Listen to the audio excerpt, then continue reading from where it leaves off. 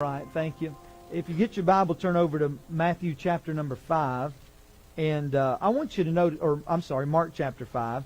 I want you to notice in Mark 5 where we kind of left off this morning. Someone came out the door, I think it was you, Miss Patty, and said that you were thankful that the story didn't stop in Mark chapter 4, that it actually continues in Mark 5 because it says in verse 1, and they came over into the other side of the sea, into the country of the Gadarenes. So that proves that Jesus said they're going over to the other side, and He did what He promised to do.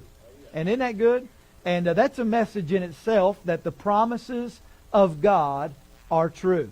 If He told you He's going to take you to the other side, you can take it to the bank. Amen? And but look at verse number 2. And when He was come out of the ship, immediately there met Him out of the tombs a man with an unclean spirit. Now, in Matthew's Gospel, there's actually two demoniacs. One, I think the reason why Mark focuses on one is because one was more outspoken than the other. There's actually two that comes out to Jesus. But here in Mark's Gospel, in Mark chapter 5, we see only one that's actually read about. But there was two. Now, verse 3. Who had his dwelling among the tombs, and no man could bind him, no, not with chains, because that he had been often bound with fetters and chains had been plucked asunder by him, and the fetters broken in pieces, neither could any man tame him. And always night and day he was in the mountain and in the tombs, crying and cutting himself with stones. And let me say this, we don't hear much about demon possession anymore. But I'm telling you, I believe in modern day society there's more of it than there's ever been.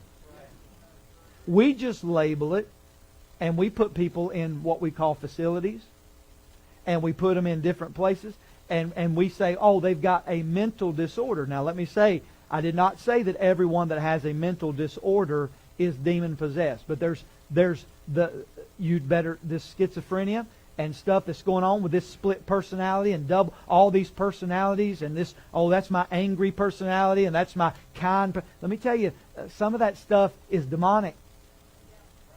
Some of that stuff is demonic. And you say, well, I did not say that everyone that has a mental disorder is full of the devil. There are some that truly have mental issues. But some of the stuff that we've labeled and given a medical term is nothing more than filled with the devil. Why ain't I getting more amens on that? Hey, listen, we live in a day that the devil is running rampant. All this cutting themselves, all this marking up ourselves and self-affliction. Listen, I was preaching in a camp years ago, up in the Vermont area, in the New Hampshire area. It was actually a camp in New Hampshire. And they invited me there. I stayed in Vermont, but it was right across the river in a beautiful area. And I was preaching there, and me and Kurt Skelly, believe it or not, who'll be with us in a few weeks, but he preached the first part of the week. I preached the second part of the week. I flew in on Wednesday morning, preached Wednesday night, Thursday morning, Thursday night. There was a young man that sat right over here. It was an auditorium, probably a tabernacle about this size. There was probably 250 kids, and it was not completely full, but just a few seats in the back. And man, it was a good spirit. And they were just, it was awesome up there. Them Yankees knew how to worship. It really was. It was great. And he was sitting right here. This kid never moved a muscle, never laughed at a skit, or he never laughed at a funny joke, or he never had any emotion. He wore black, and he even painted his fingernails black. He had real long black hair, and really an odd-looking character, to be really honest. I mean, he kind of what I would call freaked me out. I'd preach, but I'd preach on the other side. I'm serious. This was years ago, but I did not want it, because he would just stare holes through you, looking at you, and really a strange guy. And so I was over here, and I just watched him. I was mesmerized. During the singing, he just looked straight ahead. During the preaching, he just kind of looked at you and glared at you, and he just never had emotion at all. So after the Thursday night service, which was the last night of the service, it was so long. I mean, you think those camp services that we just came from, the conferences, we started the final service on Thursday night at 7, and we were still going strong at 11:30. 4.5 hours. And only one preacher. They would preach you to death.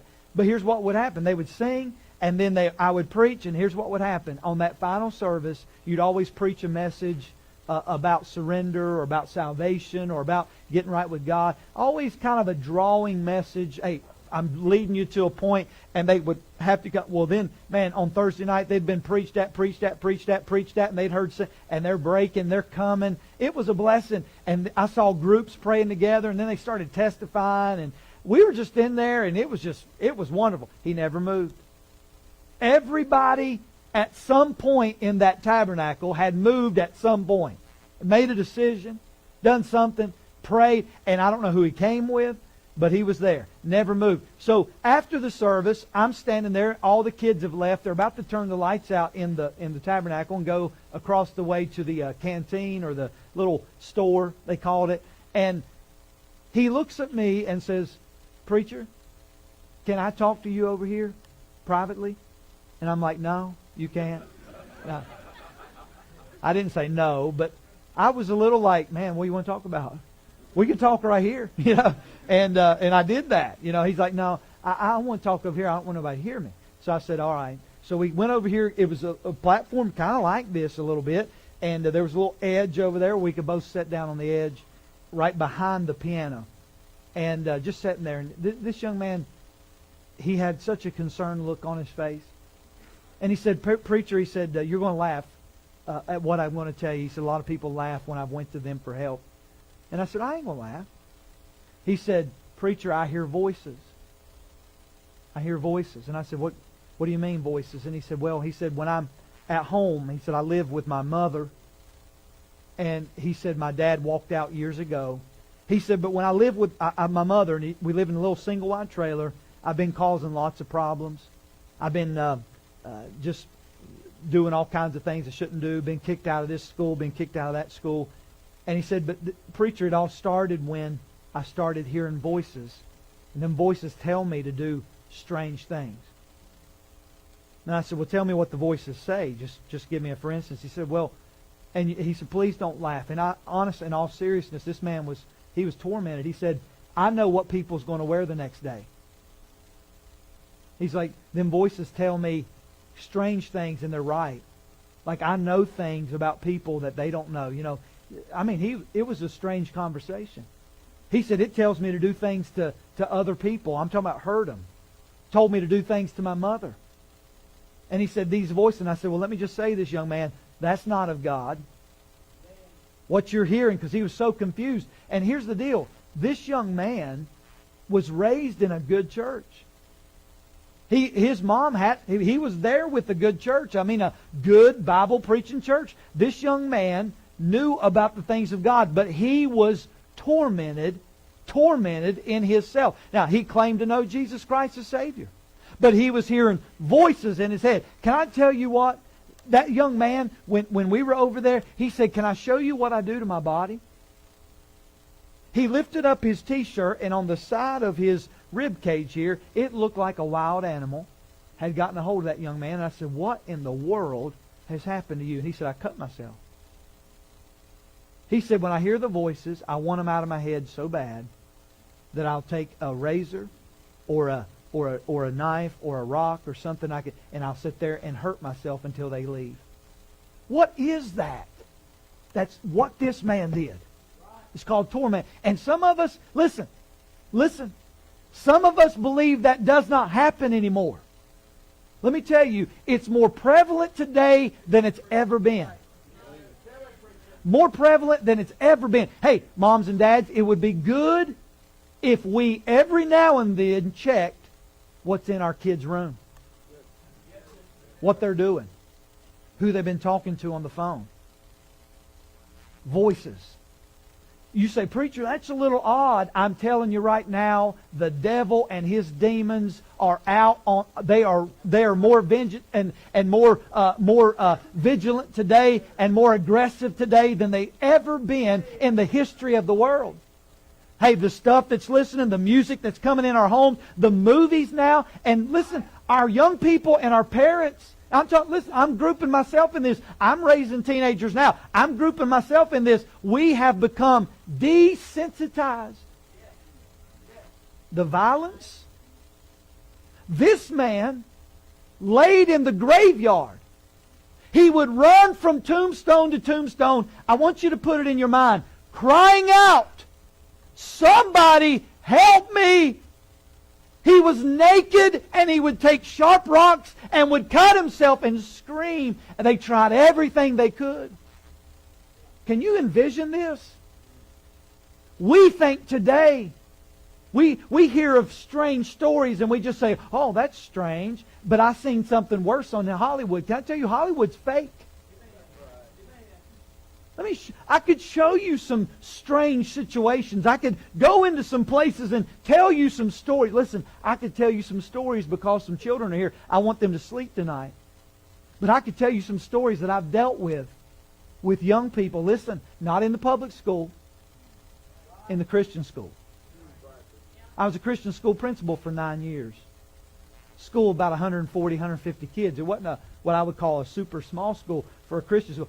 It was a growing school. And let me tell you some of the junk that them kids told me that was going on in their home, and some of the things that hey, there was a young lady one time that came to our school, and she was one of the sweetest, and seemed like everybody loved her and all. But when one of the girls came out and said, "Preacher, I need to talk to someone." I said, "What's wrong?" She said, "So-and-so cuts herself. I saw her, and it was terrible." Come to find out, this young lady had so many problems, but guess what she was doing? She was hiding them with a smile.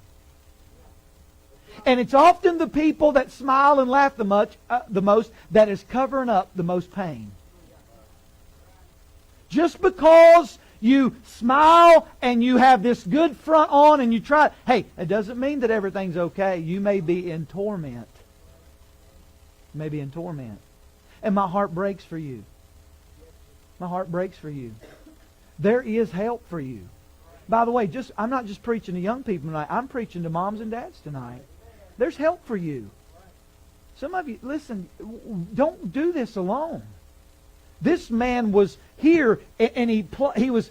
The Bible says that he was bound in chains. He broke them in pieces. That's supernatural strength. There's no man that if you chain him, I don't care how strong you are tonight, you're not busting chains. This man would bust chains, fetters, whatever. Oh, let's go get him. Let's go get him. And man, that's the crazy man. The crazy man. Hey, when I was a little boy, we had some woods behind our house, and I terrorized my sisters. That's why one of them lives almost in Canada today.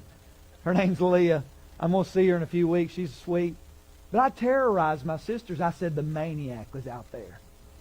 They would not, Brother Linwood, they would not go to the woods. Because I had my stuff in the woods and I liked playing. I didn't want my sisters going out and bother me. And I said, the maniac's down there.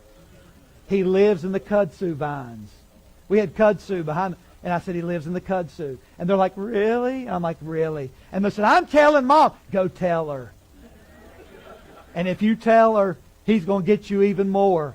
He'll get Mom, And so don't, I was just, and my sister to this day, I'll say, hey, does the maniac still live in them woods? But can you imagine the kids around that town? The maniac by the graveyard? That was the maniacs that lived and dwelled in the graveyard. Notice what else had happened.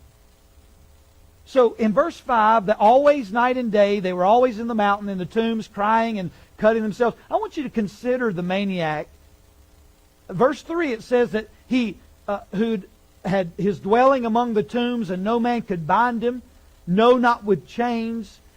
We find that he lived among the tombs. And by the way, that's not normal. I mean, listen, cemeteries are wonderful to go and remember somebody by and stand by the grave, maybe pray and remember. But don't live there. Someone that just likes to live in the graveyard,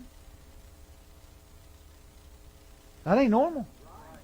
I don't like graveyards, especially when the sun goes down. In the day, it's not that bad, but at night, hey, I had a friend, his name was Jake, and Jake, matter of fact, Jake's kind of named after him. He was a good friend of mine, and my son Jake. But we used to run through the woods together, and we came across an old graveyard in the middle of the woods. He said, man, look at that. I mean, there were stones there. There was names on it. I'm talking about dating way back in the 1800s, way back. And we was looking at them and right in the middle of the woods. And I said, Jake, let me just tell you this. We're not staying here long. The sun's going down. You know what? That's not normal for someone to dwell in the tombs. Consider the maniac. Consider where he dwelt. Hey, his life pictures those who were separated from God in sin. Hey, consider his desperation.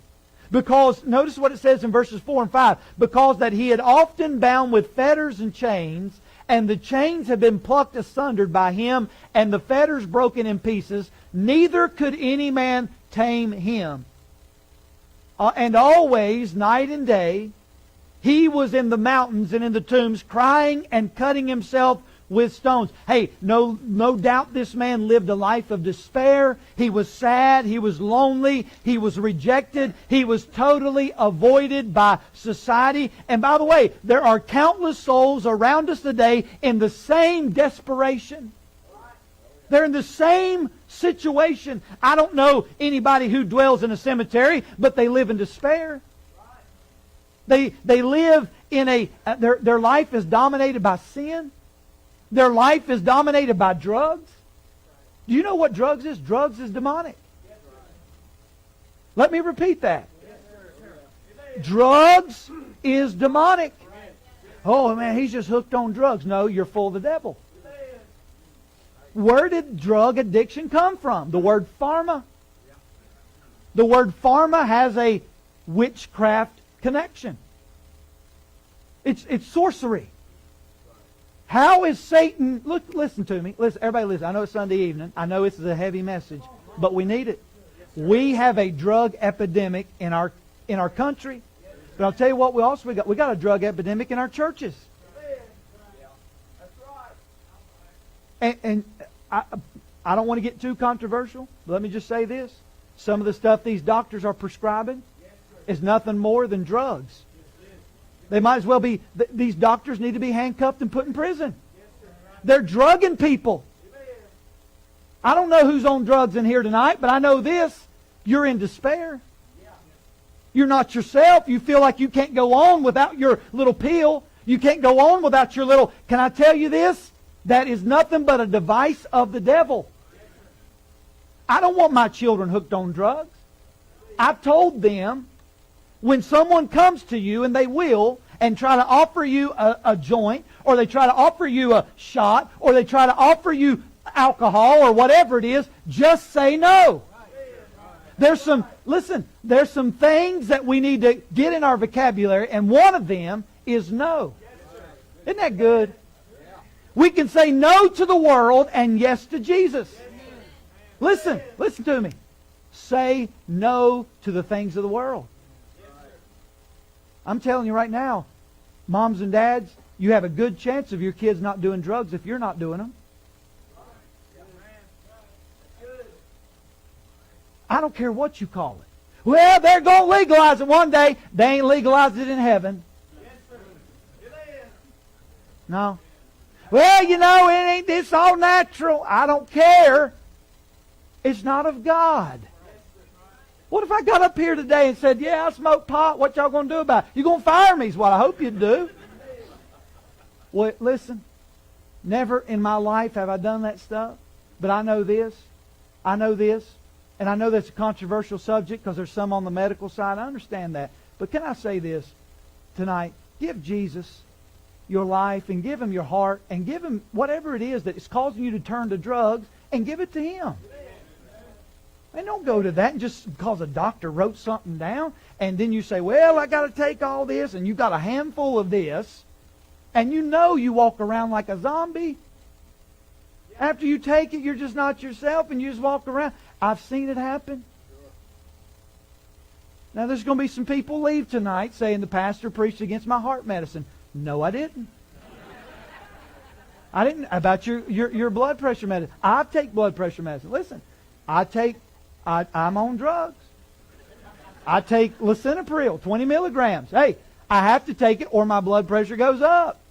So I'm not saying just throw all your drugs out or take them all. I'm saying this. The stuff that's causing you to not be yourself and you feel like you have to have it. Me and my wife sometimes will sit down and watch that live PD. And let me tell you, you're talking about some entertainment.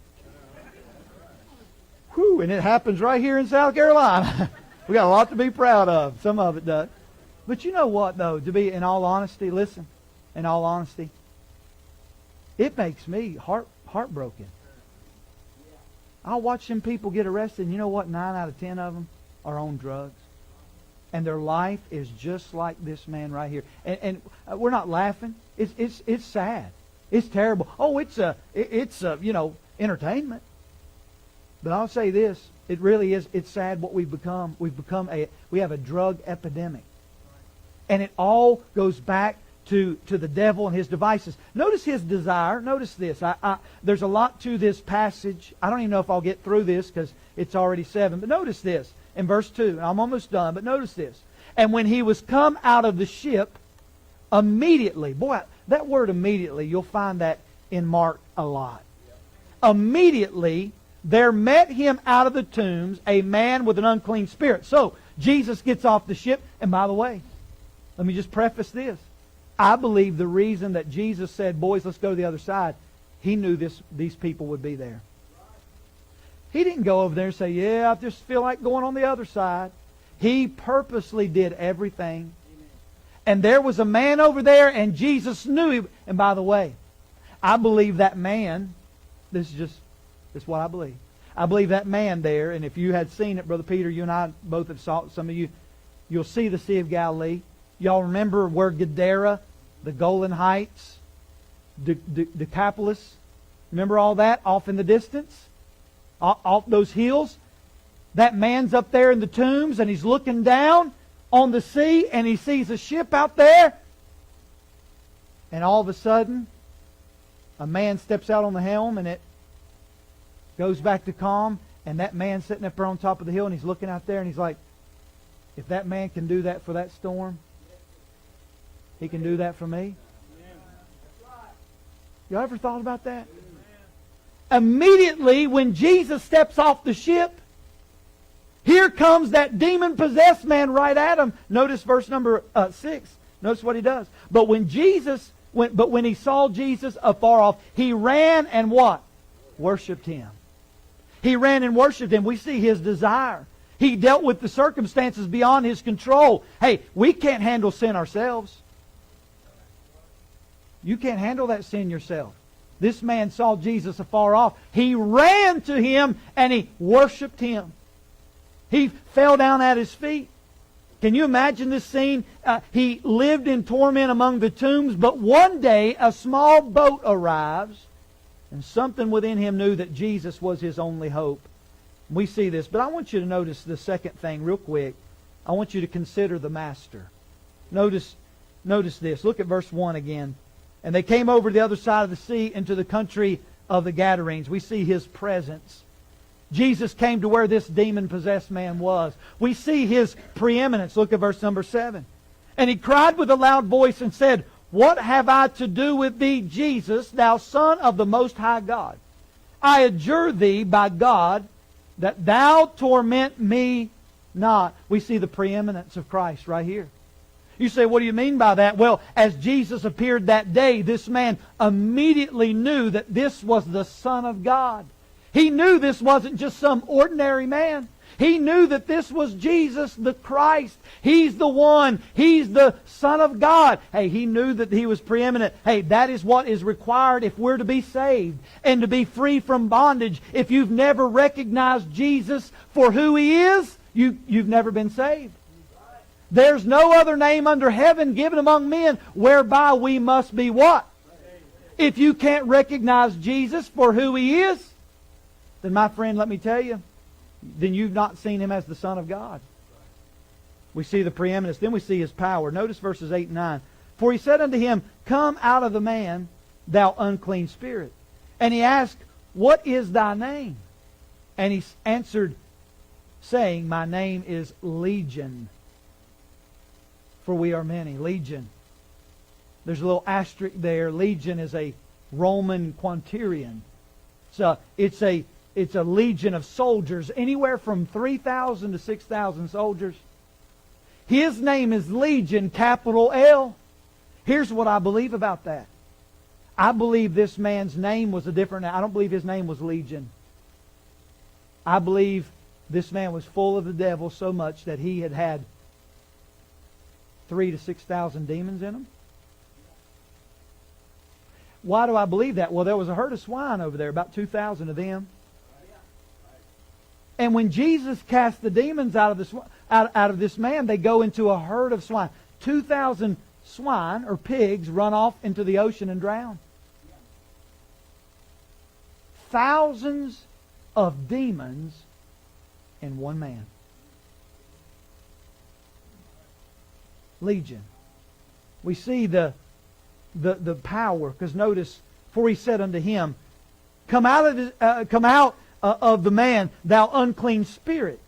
And he asked, what is thy name? And he answered, saying, my name is Legion, for we are many. Look at verse 13. And forthwith Jesus gave them leave. And the unclean spirit went out and entered to the swine, and the herd ran violently down a steep place into the sea. And they were about 2,000, and were choked in the sea. For those who knew this man, he was a hopeless situation. He dwelt in the tombs. He ran about naked. He was unable to be bound. He was filled with multitudes of demons. But there was only one who could help this man, who could come to where he was, and his name was Jesus. And Jesus immediately commanded him, come out of the man. Isn't it amazing that the voice of Jesus is greater than the voice of Satan? And when Jesus says come out, Satan has no other option. All of them came out. See, if you live a controlled life by sin, you're helpless within yourself. Jesus, though, can bring that victory to your soul. He has the power to cleanse your mind. He has the power to cleanse your heart. He has the power to cleanse your soul and redeem your soul. See, Jesus possesses the power to save this man. This man knew that. I want you to consider the maniac, consider the master, but lastly, consider the man. Consider the man. See, what a difference Jesus makes when He passes by. Now, this morning, the disciples are looking up in that boat, just a few verses. They're looking up at that boat at Jesus, and they're saying, what manner of man is this? And just a few verses later, Jesus is casting maybe up to 6,000 demons out of a man. And He says, come out of the man. Now notice what Jesus, look at the man. Look at verse 15. And they come to Jesus and see him that was possessed with the devil and had the legion sitting and clothed in his right mind, and they were afraid. I want you to notice this man's conversion, the man. They were afraid. He's clothed in his right mind. They're afraid. The people gathered to see this spectacle. They're hearing about it. They hear about the encounter, something that they never would imagine would happen. And this was the same man who had brought terror to all that he knew. And he had dwelt among the tombs, among the dead. But now he's been changed forever. And guess what? He's clothed. He's in his right mind. And he's sitting at the feet of Jesus. We know about the man, and we see his comfort. We see his clothing. He was setting his clothes. You know what? When you get saved, Jesus will put some clothes on you. He really will. Do you know it's not natural for a Christian? It shouldn't be natural for a Christian to go unclothed. There's something in us that says, hey, we need to put some clothes on. Listen, even about the deal with modesty. Just because you go to the beach in the summertime doesn't mean you have to strip off naked. And just because it gets hot in South Carolina doesn't mean you have to go around showing everything you got. We ought to cover up. Why? Because that's what a Christian does. That's what a Christian does. And by the way, if you call that hard preaching, that's crazy. This man right here is naked. And what's the first thing he does? He goes put some clothes on. Listen, I'll tell you right now, going around naked is nasty. That's unsanitary. It's wicked. All them nudist colonies. Them crazy beaches out there. Going around that bunch of filth. And by the way, listen, all that stuff on the internet, it's wicked. It's wicked because this man would not be in the presence of Jesus when he realized he's in the right mind. I better go get some Fruit of the Loom. Y'all understand? That's the way it is. By the way, that's Bible. As a Christian, listen, guys, as a Christian, we need to cover up. As a Christian. The clothing. How about the comprehension? He was setting clothed and in his right mind. You know what? An encounter with Jesus will change your thought process. There's so many people that's got a twisted mind. By the way, I battle the mind.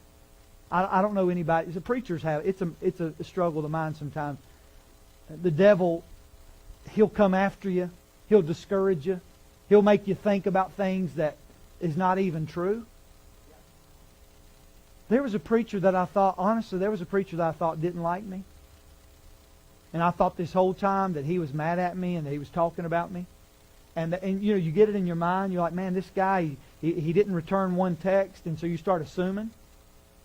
It's just our we start getting things in our mind. You know who's behind some of that? Satan is. A little thing like a friend, a big thing like a friendship, but a little thing like maybe not returning her text, or maybe something real. They didn't speak to you like you thought they might speak to you. Something like that. Can I tell you, the devil can take your mind or take something, and you say, "Man, that person just is dead against me. He's my enemy now." It can change your whole thought process. Listen to me. There's some people that's got a bad thoughts about church and about God and about things. You know what? He was clothed and he was sitting in his right mind. Hey, can I ask you this tonight? Are you in your right mind? I'm not talking about the mental, like, yeah, preacher, I'm good, I'm all right, I'm not crazy. No, I'm not talking about that. There's some of you I'm joking. But I'm not talking about that. I'm talking about, are you in your right mind spiritually? You have the mind of Christ. Is that what he told us to have? This man now is clothed. He's sitting at the feet of Jesus in his right mind. You know what he has? He has the mind of Christ. That's what salvation will do for you. This man humbled himself. He's sitting at the feet of Jesus. I like that. And listen, I'm going to do a study on sitting at the feet of Jesus. There's only a few times in the Scriptures that it even talks about sitting at the feet of Jesus.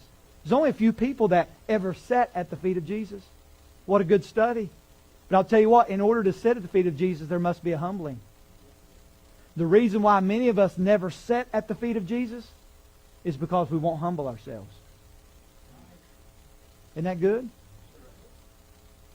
We see this man. We see his commission, and I'm in with this. Look at verse 18. You know what Jesus tells him to do?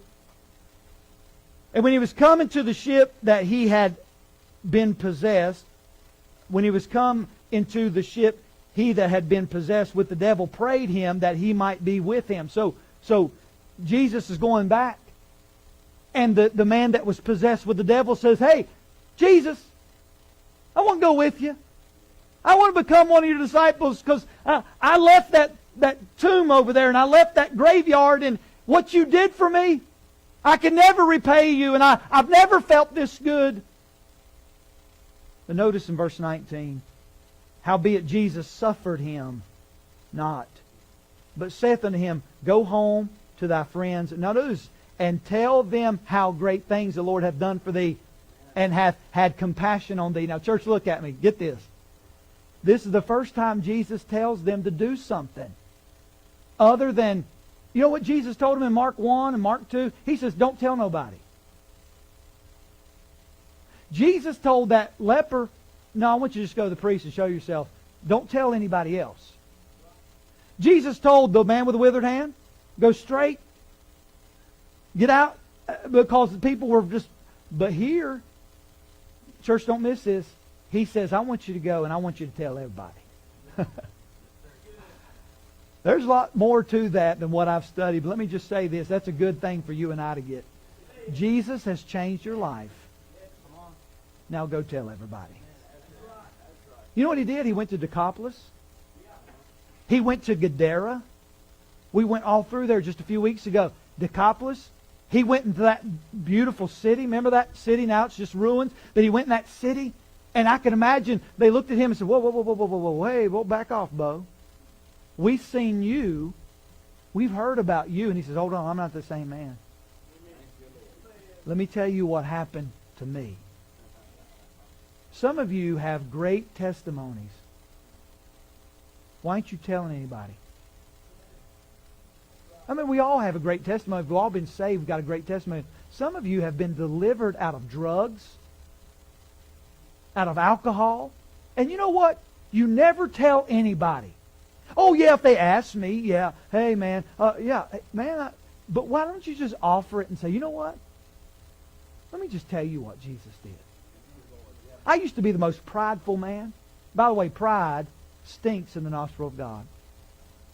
I used to be filled with pride. I was so eat up with religion. I was so into myself. But guess what Jesus did? He saved me. I was sitting in my right mind, sitting at the feet of Jesus, and He saved me, and He healed me of that. Hey, same thing with it. No matter what it is.